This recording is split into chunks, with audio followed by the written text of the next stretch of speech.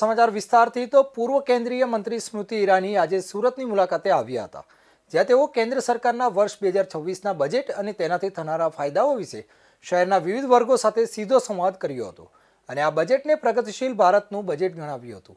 વિવિધ વર્ગના પ્રોફેશનલ્સ આ સંવાદમાં ખાસ ઉપસ્થિત રહ્યા હતા. સુરત શહેર ભાજપના કાર્યાલય ખાતે આજરોજ કેન્દ્ર સરકારના બજેટ 2026ને લઈને એક સંવાદ કાર્યક્રમનું ખાસ આયોજન કરવામાં આવ્યું હતું, જેમાં પૂર્વ કેન્દ્રીય મંત્રી સ્મૃતિ ઈરાની ઉપસ્થિત રહ્યા હતા અને બજેટ અને તેનાથી થનારા ફાયદાઓ વિશે શહેરના વિવિધ વર્ગો સાથે સીધો સંવાદ કર્યો હતો.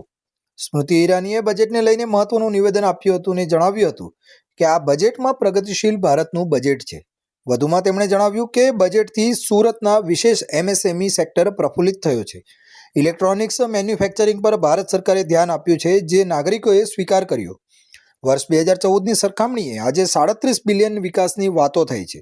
મેન્યુફેક્ચરિંગ, બાયોફાર્મા સહિત ઇલેક્ટ્રોનિક માટે બજેટમાં પ્રાવધાન કરાયું છે. 11 વર્ષ પહેલા પ્રધાનમંત્રી નરેન્દ્ર મોદીએ જનધન યોજના થકી દેશના લોકોને જોડવાનો વિચાર કર્યો હતો, જેના થકી 2000 કરોડની સેવિંગ્સ ખાતાઓમાં થઈ છે. 10,000 કરોડ દેશમાં મેન્યુફેક્ચરિંગ છે, જેમાં રોજગારી પણ વધી છે. ઇન્ફ્રાસ્ટ્રક્ચર વધવાથી ગરીબ પરિવારોને આર્થિક લાભ મળશે. સરકાર જ્યારે કોઈ પણ આઉટલેટની જાહેરાત કરે છે ત્યારે મધ્યમ વર્ગના લોકોને જ ધ્યાનમાં રાખીને કરે છે, તેવું સ્મૃતિ ઈરાનીએ જણાવ્યું હતું. प्रगतिशील भारत का पर्पसफुल बजट आज भारतीय जनता पार्टी के कार्यकर्ताओं का ये सौभाग्य है कि सूरत महानगर में विविध इंडस्ट्री एसोसिएशन और प्रोफेशनल्स ग्रुप एकत्रित हुए देश के बजट पर विश्लेषण करने के लिए.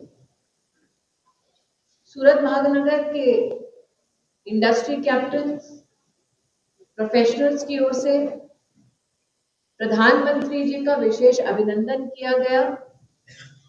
वित्तीय डिसिप्लिन और ट्रांसपेरेंसी जो इकोनॉमिक सर्वे और बजट के माध्यम से प्रस्तुत हुई, उसकी सराहना नागरिकों ने की. प्रधानमंत्री जी ने कर्तव्य पालन के पथ पर चलकर देश के सामर्थ्य को बढ़ाने का जो बजट देश की संसद में प्रस्तुत करवाया,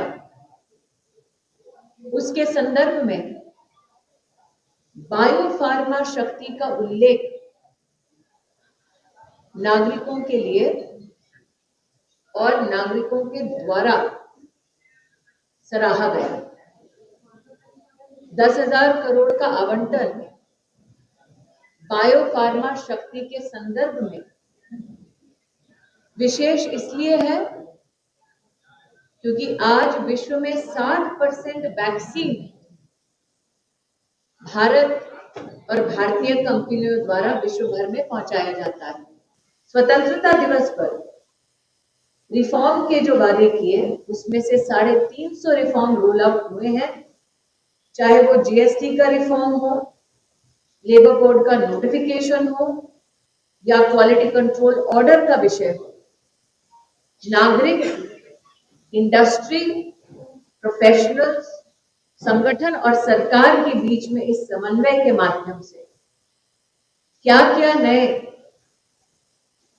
सृजित होते हैं अवसर, आज उस पर भी चर्चा हुई.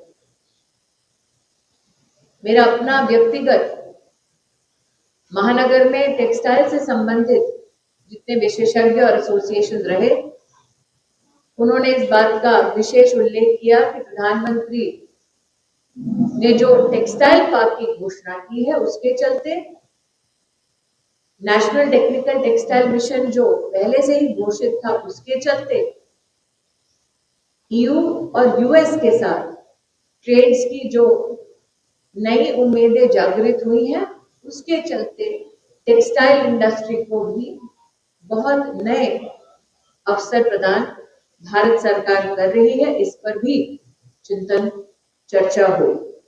4-5 विषयों में હું વિસ્તારથી તમને જવાબ આપું, તમને વાંધો ના આવે. 10,000 કરોડની જે બાયોફાર્મા સેક્ટરની ઘોષણા થઈ છે, આપણા દેશમાં આજે 10,500 મેન્યુફેક્ચરિંગ યુનિટ્સ છે. એ મેન્યુફેક્ચરિંગ યુનિટ્સમાં આવી વ્યવસ્થા જ્યારે કરીએ તો સાધન મધ્યમ વર્ગીય પરિવારને નોકરી ન વધે. સિટી ઇકોનોમિક રિજનની જ્યારે સરકારે ઘોષણા કરી 5,000 કરોડની, એમાં સિટીમાં ઇન્ફ્રાસ્ટ્રક્ચર જ્યારે વધારવાની વાત કરી, એમાં મધ્યમ વર્ગીય પરિવારોની વ્યવસ્થા થાય છે. 12 લાખ કરોડની જ્યારે કેપિટલ એક્સપેન્ડિચરની સરકાર ઘોષણા કરે છે, એ કેપિટલ એક્સપેન્ડિચર ઇન્ફ્રાસ્ટ્રક્ચરમાં જશે. એમાં પણ ઇન્ફ્રાસ્ટ્રક્ચરની સાથે સાથે ઇકોનોમિક અને એમ્પ્લોયમેન્ટ ઓપોર્ચ્યુનિટી મધ્યમ વર્ગીય પરિવાર અને ગરીબ પરિવારોને જ મળશે. જ્યારે સરકાર ઘોષણા કરે છે કે આપણે આજે ગુજરાતની વાત કરીએ તો 990 રેલ ફ્લાયઓવર્સ અને અંડરબ્રિજ બન્યા છે 10 વર્ષમાં. એ જ્યારે બને તો એમાં પણ મેન આવર્સ લાગે છે. તો જ્યારે સરકાર કોઈ પણ આઉટલેટ ઘોષિત કરે છે, એ આઉટલેટ મધ્યમ વર્ગીય પરિવાર